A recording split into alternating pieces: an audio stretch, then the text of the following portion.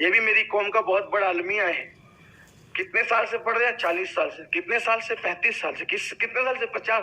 سجدہ کن کن ہڈیوں پہ کرنا، کتنی ہڈیوں پہ کرنے کا حکم ہے؟ حدیث پاک میں سجدے کا کوئی طریقہ بتایا ہے نا، کتنی ہڈیوں پہ سجدہ کیا جاتا ہے. نہیں معلوم مولانا؟ جب بچپن میں مسجد گئے تھے تو سب کو جیسے سر زمین پہ رکھتے دیکھا، ہم نے بھی رکھنا شروع کر دیا. تجارت سیکھ کر کریں گے، بائک سیکھ کر چلائیں گے، کمپیوٹر سیکھ کر چلائیں گے، موبائل سیکھ کر چلائیں گے، سارے کام سیکھ کر کریں گے، اور اللہ کی عبادت بغیر سیکھے. اور کیا کہیں گے؟ ارے مولانا چھوڑو یہ، کہ آپ لوگوں کو باریکی میں پھنسا رہے ہو تم لوگ. یہ مولانا لوگوں نے دین بہت مشکل کر دیا، اللہ نے آسان کیا تھا. مولانا کی کیا حیثیت؟ اس طرح کی بکواس کی باتیں کرتے ہو. ارے کیسے ہی پڑھو مولانا، اللہ قبول کرنے والا ہے. جب کیسے ہی پڑھو اللہ قبول کرنے والا ہے تو اس نے رسول اللہ کو کیوں بھیجا؟ وہ کہہ دیتا پڑھو جیسی مرضی آئے ہم قبول کر لیں گے. نہ، اس نے کیا کہا؟ اس نے یہ کہا اطیعوا اللہ و اطیعوا الرسول، اطاعت کرو اللہ کی اور اس کے رسول کی. اور رسول نے کیا فرمایا؟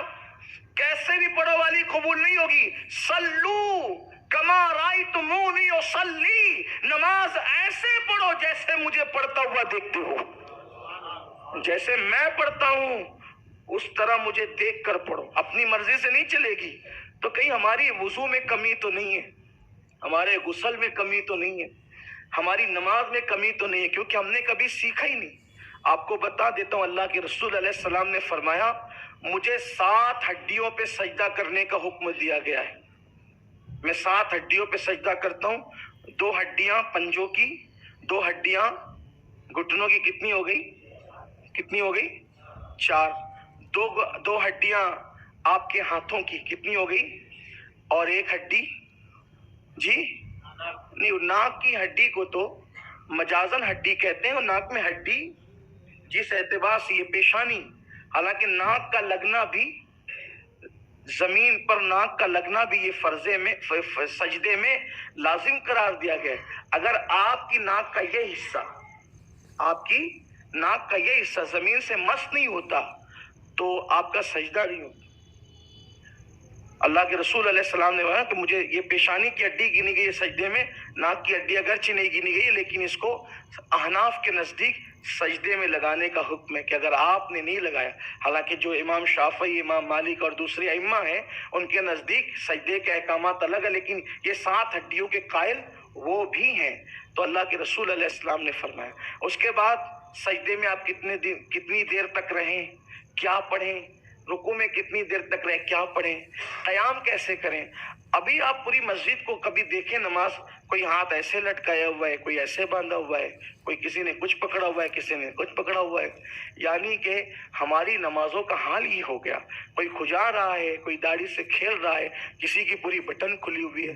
کتنی شرم آتی ہوگی اس وقت، بولنے بھی اچھا نہیں لگتا. نوجوان لڑکے، بلکہ نماز لوگوں کی فاسد ہوتی ہے.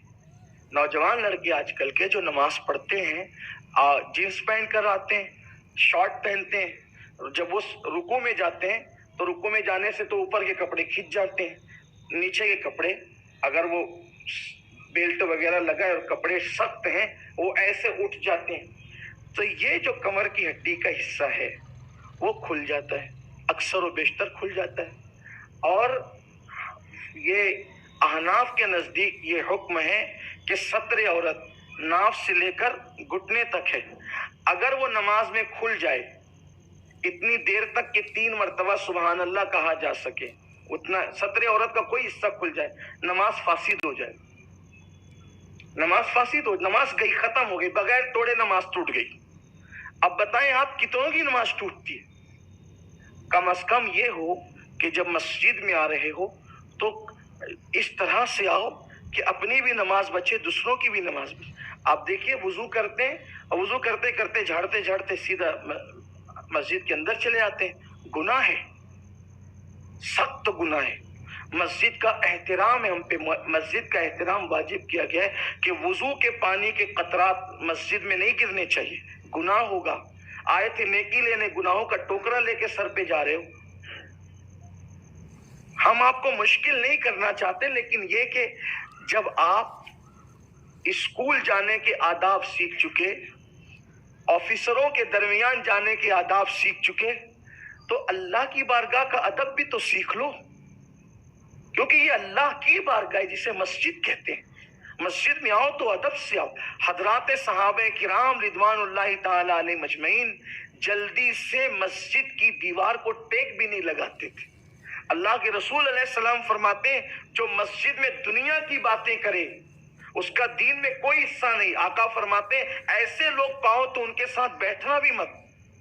یعنی مسجد میں کیا آپ نے کپڑا پہنا، ایک کپڑا کتنے میں خریدا، یہ دنیا کی بات۔ آج کل الیکشن میں کیا چل رہا ہے، دنیا کی بات، ناجائز ہے۔ اللہ کے رسول نے فرمایا ان کا دین میں کوئی حصہ نہیں ہے جو دنیا کی بات کرتے ہیں۔ مسجد میں یا اللہ کا ذکر ہوگا یا واعظ و نصیحت ہوگی، مسجد میں دنیا کی بات۔ آپ سوچیں نا صحیح، سبزی کیا بھاؤ چل رہی ہے نہیں پوچھ سکتے آپ مسجد میں، نکلو باہر۔ اسی لیے قرآن کہتا ہے، جمعہ کے دن کے لیے کہتا ہے یا ایھا الذین آمنوا اذا نودی للصلاۃ من یوم الجمعہ فاسعوا الی ذکر اللہ وذروا البیع۔ اے ایمان والو، جب تم جمعہ کی اذان سنو کاروبار بند کرو، مسجد میں آ جاؤ، اللہ کا ذکر کرو نماز کے لیے۔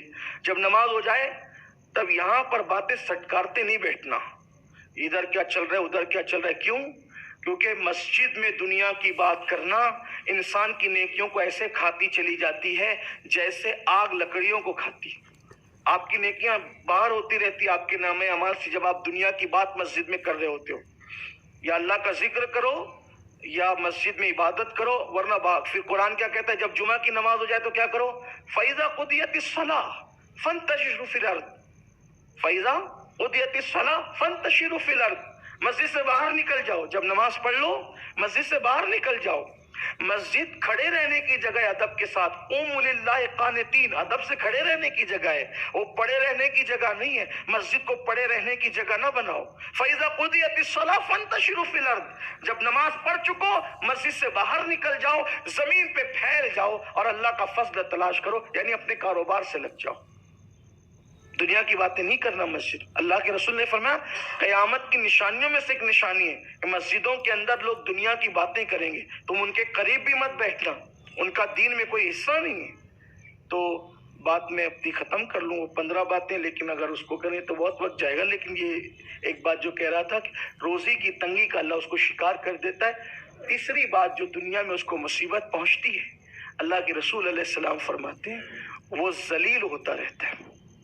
آقا فرماتے ہیں وہ ذلیل ہوتا رہتا ہے۔ لوگ کہتے ہیں مسلمانوں کی ذلت کا سبب کیا ہے، ہم کہتے ہیں 1450 سال پہلے بیان کر دیا گیا، اسی طرف توجہ کرنے کی ضرورت ہے۔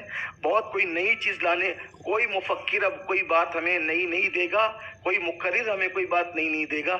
رسول اللہ سے پڑھ کر کے فکر کرنے والا، تدبر کرنے والا، اصلاح امت کرنے والا، قوم کو جگانے والا، بیدار کرنے والا کون ہے؟ حضور نے اتنا بڑا ذخیرہ دے دیا ہے، کوئی نیا راہ عمل تیار کرنے کی ضرورت نہیں ہے، کوئی نئی باتیں لانے کی ضرورت نہیں ہے۔ حضور نے سب بتایا، سب بتایا، سب بتایا، صرف امت کو چاہیے کہ اس کی طرف توجہ کر لے۔ آقا فرماتے ہیں نماز چھوڑنے والا ذلیل ہوگا۔ ہماری